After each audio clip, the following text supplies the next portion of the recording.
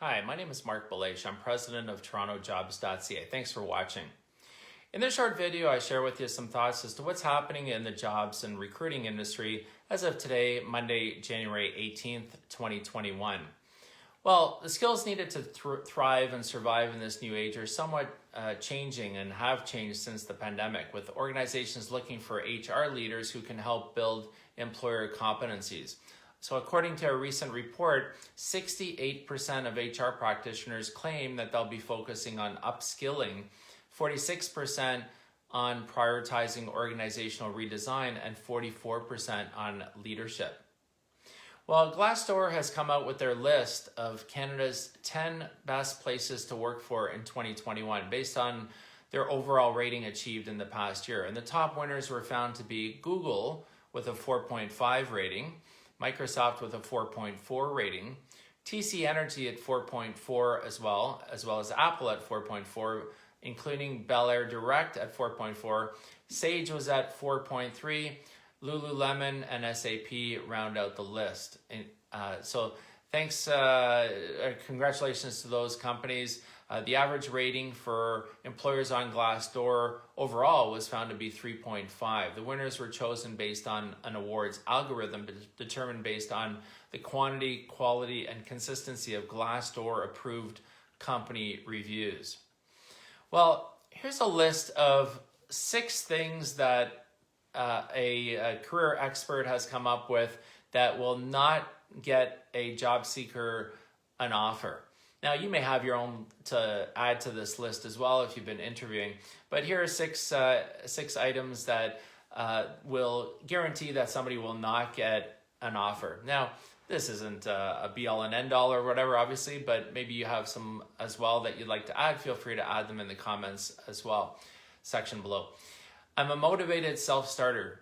It's very wild. It's overly used. A more appropriate response recommended by the career expert is, I'm not afraid to take the lead on projects, and I can do so with little guidance. Followed up with an example of a time when the candidate successfully did this. Next one, in 5 years, I hope to be in your position. Well, don't think, the career expert says, well, don't think that your potential boss will be flattered by this answer. They'll just find it lazy and thoughtless. Instead, the job seeker should outline potential ways that they see themselves growing at an organization. They should start with the position that they're interviewing for, highlight some skills required for the job, and how they can build upon those skills. Now, this one to me is a killer. I didn't like my previous boss. Obviously, the career expert, and I can tell you, and I'm sure if you've interviewed people, you never want to speak badly about a former boss, no matter how bad an experience that they might have had. Instead, they could say that they realize they're passionate and they want to switch career paths, or maybe they're looking for something more challenging. It's also good to mention at least one thing that they learned from their previous job or their previous manager that they can help them and succeed in the job that they're applying for. Now, you may have heard this response to the question, what's your biggest weakness? Or talk to me about your weaknesses. Well, the response could be, my biggest weakness is that I'm a perfectionist. You may have heard this. Well, nobody is perfect, so the answer is essentially another way of saying, well, I'm too weak to admit any mistakes. Ultimately, it comes down to being honest about what the candidate needs to work on, giving some examples, and then discussing how they plan to address those weaknesses. So watch out for that type of response. Now, this question, sometimes people have asked me as well, can you tell me more about your company? It's okay to ask, of course, to elaborate on very specific questions. For example, what are your team's goals? What's your organization's direction?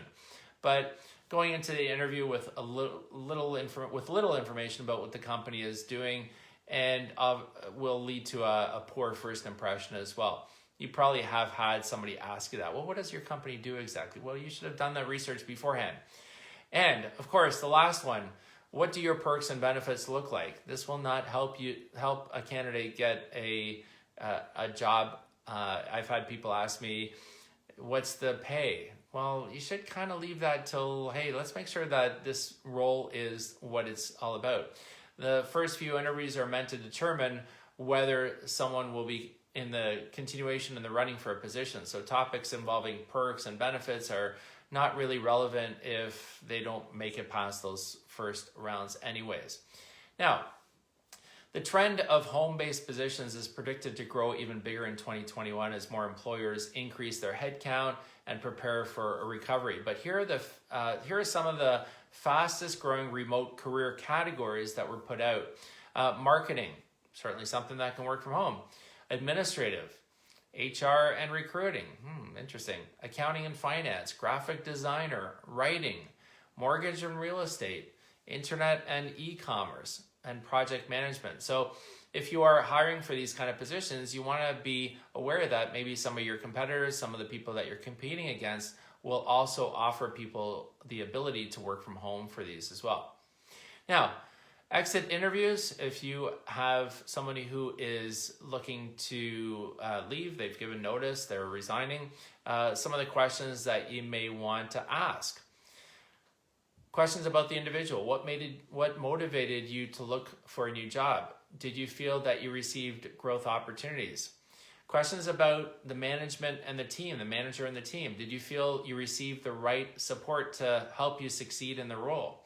Did you feel you could engage or collaborate with them at work or outside of work? And then questions about the organization. What could we have done differently to support you? And what does the new opportunity offer that we don't?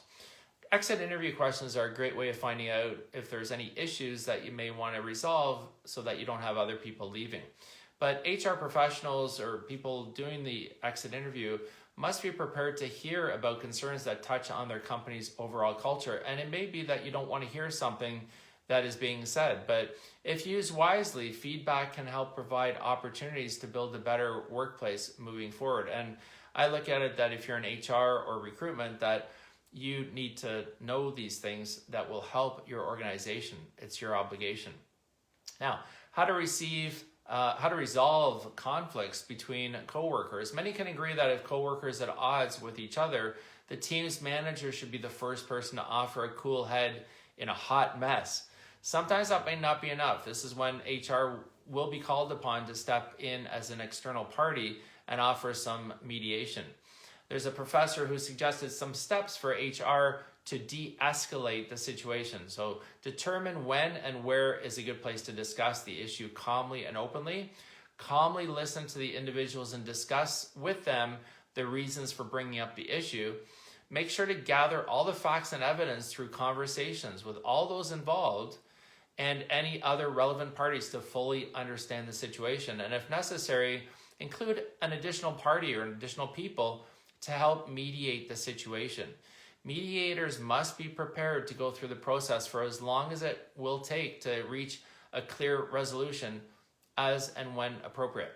Now, some of the jobs that TorontoJobs.ca is currently recruiting for through our recruitment division includes an intermediate accountant for a mid-sized public accounting firm in Mississauga. We also have a controller position for a firm in Richmond Hill.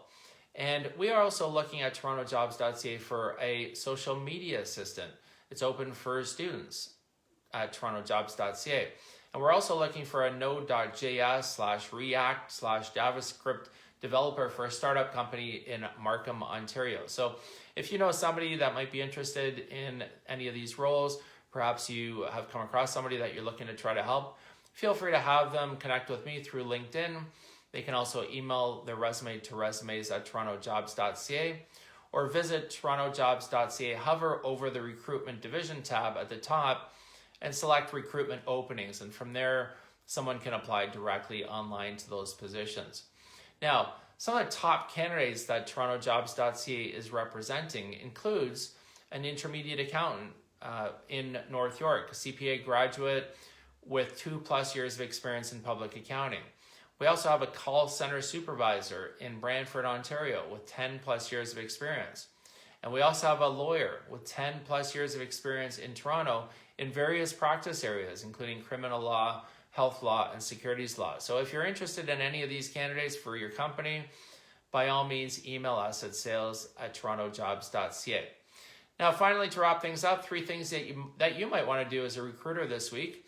Accept all those LinkedIn connection requests that have been building that you may not have accepted over time. Reach back out to previous star candidates that you've interviewed to see if they are looking for a new role. And finally, connect with your marketing team to see how you can use your organization's social media platforms to reach more potential candidates. TorontoJobs.ca is proud to present a few virtual events coming up. The Canadian Virtual Recruiters Conference is tomorrow, Tuesday, January 19th from 2 to 4 p.m. Eastern Time. We also have the Canadian Virtual Recruiters Panel happening Monday, January 25th from 4 to 5 p.m. The Canadian Virtual HR Conference happens Tuesday, January 26th from 2 to 4 p.m. And the Canadian Virtual Career Conference happens Thursday, January 27th from 2 to 4 p.m. Eastern Time. Now, if you are interested in more information, visit TorontoJobs.ca/news for links to those events. And you can also check out our new events website called logicwithak.ca. Sponsorship and exhibitor options are also available. Thanks for watching. Again, my name is Marc Belaiche. I'm president of TorontoJobs.ca. Feel free to connect with me on LinkedIn. You can also visit our website, of course, at TorontoJobs.ca.